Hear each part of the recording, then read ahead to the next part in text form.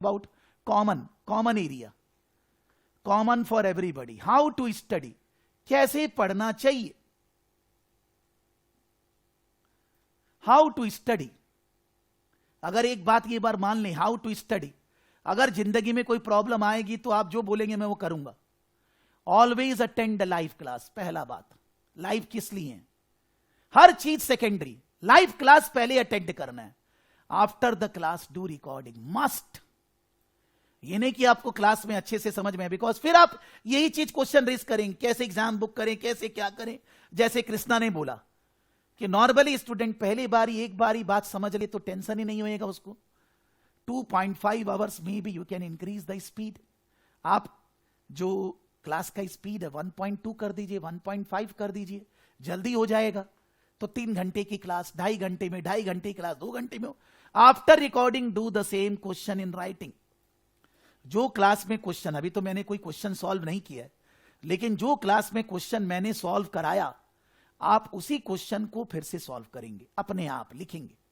आप बोलेंगे क्लास में किया 1 बार, रिकॉर्डिंग किया 2 बार, अब तीसरी बार तो अपने आप होना चाहिए. नहीं होएगा, 80% टाइम नहीं होएगा.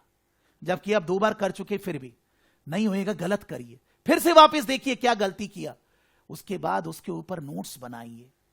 आपने जब सॉल्व कर लिया उसके बाद नोट्स बनाइए. नोट्स मतलब इसी को कॉपी मत कर देना. What you have understood in the question, why it was not becoming correct, क्या प्रॉब्लम है, उसको नोट्स बनाकर रखिए, जिससे कि बाद को रिवीजन करने में काम आएगा. फिर उसके बाद मान लीजिए एक चैप्टर में 20-30 क्वेश्चन है, 50 क्वेश्चन है, मैंने 20 कराया, बैलेंस नहीं कराया. तो बैलेंस नहीं कराया तो आप उन क्वेश्चंस को करिए.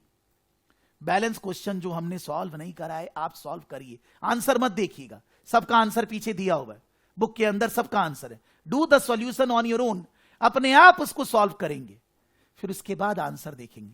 आंसर देखने से समझ में 99% आ जाएगा. अगर आप लाइव किए थे, रिकॉर्डिंग किए थे, क्वेश्चन जो क्लास में हुआ सॉल्व किए थे, अपने आप हो जाएगा, वो समझ में आ. लेकिन फिर भी नहीं समझ में आ रहा है, पीछे आंसर देखकर भी नहीं समझ में आ रहा है. क्लास में ये नहीं बोलेंगे सर ये बुक खोलिए, पेज नंबर ये खोलिए, वो खोलिए. Take a screenshot of the question, save in the word file, take the answer of the institute in the word file, write your answer and send the mail.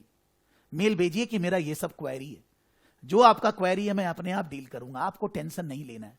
आपको याद नहीं दिलाना है क्लास में सर मैंने क्वेरी भेजा है, मेरे को दिखता है. आपका हर एक क्वेरी क्लास में सॉल्व होएगा जो आप बोलेंगे. लेकिन ऐसे नहीं, आई कैन नॉट सॉल्व. अरे भाई कुछ तो कर पा रहे होगे, something you were able to do. आपका डाउट रेस करने से मेरे को समझ में आ जाएगा आप कैसे पढ़ रहे हैं, आप लाइव कर रहे हैं कि नहीं, रिकॉर्डिंग कर रहे हैं कि नहीं. जब आपका सारा क्वेश्चन हो गया, एक फाइनल नोट्स बना लीजिए कि इस चैप्टर में ये 5 क्वेश्चन है, ये 10 है, जो बाद में फिर रिवाइज करना है. क्वेश्चन, उसका आंसर, आपका अंडरस्टैंडिंग, इस क्वेश्चन के अंदर ये थोड़ा डिफिनेशन है, ये एरिया है जो बाद में फिर रिवाइज करना है. यानी कि जब आप रिवाइज करेंगे तो रिवीजन आप अपना नोट्स से, no our classes, no notes, nothing, केवल अपना notes. When you have studied a chapter, that means you can study with your own notes. अपना नोट्स होना जरूरी है. जब तक आदमी खुद लिख के नहीं पढ़ेगा, खुद नहीं पढ़ेगा, उसको नहीं समझ में आने वाला है, चाहे कितना भी तरह का नोट्स दिया जा चुके. जब मान लीजिए 3, 4, 5 क्लास हो गई तो in that case start revising the old stuff from your notes. In a week 15 hour study है, 15 से 20 घंटे पढ़ना है. और आप अगर ऐसे फॉलो करेंगे कोई प्रॉब्लम जीवन में कभी नहीं आने वाली है. आपको कुछ होने ही नहीं वाला है. आप बोलेंगे मेरा माइंड खराब है, एवरेज, बिलो एवरेज है, कुछ नहीं आने वाला है ऐसा.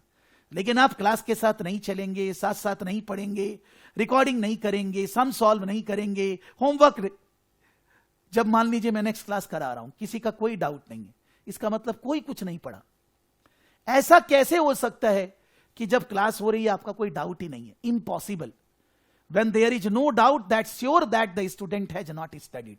और अगर वो बोलेगा सर मैंने पढ़ाई की थी फिर भी डाउट नहीं है, इसका मतलब वो ठीक से नहीं पढ़ा. बिकॉज उसका डाउट केवल एग्जाम के टाइम पे ही कैसे आता है, पहले क्यों नहीं आ रहा. और anybody who is working professional, दिन में 2 घंटा पढ़ाई के लिए निकालना होगा. कोई भी सूरत में 2 hours in a day you have to study. If you don't study you can't pass the exam, you can't get the confidence. और मेरे हिसाब से तो पास के लिए हम लोग पढ़ ही नहीं रहे, पास तो होना ही है. We are studying for getting the concept clarity, जिससे कि हमें जीवन में आगे बढ़ने का मौका मिले, हम आगे बढ़ पाए, इसीलिए हम पढ़ रहे हैं. हम कोई केवल एग्जाम में पास होने के लिए नहीं पढ़ रहे हैं। मैंने यहां लिख दिया है कि मंडे वेडनेसडे 11:30 to 2 PM अपनी क्लासेस है।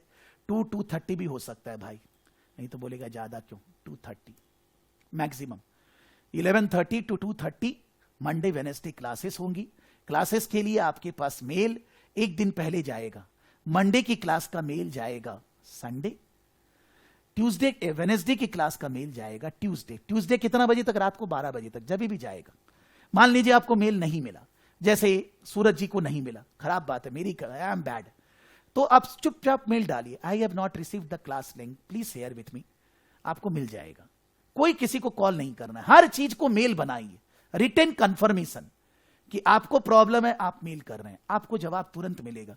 मेल देखने के लिए 10 लोग हैं, लेकिन आप किसी को कॉल कर रहे हैं तो वो अकेला है, दूसरा जन उसका वर्क चेक नहीं कर पा रहा। इसलिए the worst way to get the solution is to give in mail. Whatever problem issues are there, आपको मेल में वो प्रॉब्लम रेस करनी है। That is, you can say all what I need to say before starting our batch। चालू करने के पहले जो भी मेरे को बोलना था। अशोक जी कुछ बोलना है, कुछ डाउट है, और anybody else?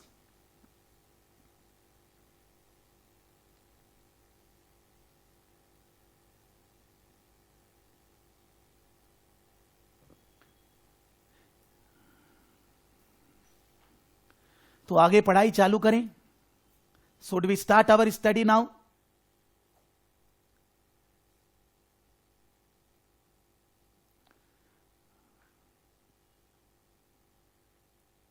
Thank you sir.